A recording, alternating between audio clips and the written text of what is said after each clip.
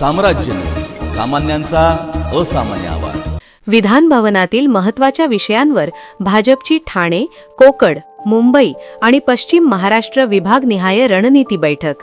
भारतीय जनता पक्ष महाराष्ट्र प्रदेशतर्फे प्रदेश कार्यालय येथे मंत्री व आमदारांची विधान भवनातील महत्त्वाच्या विषयांवर सुसूत्र चर्चा करण्यासाठी आयोजित विभागनिहाय बैठक यशस्वीरित्या पार पडली।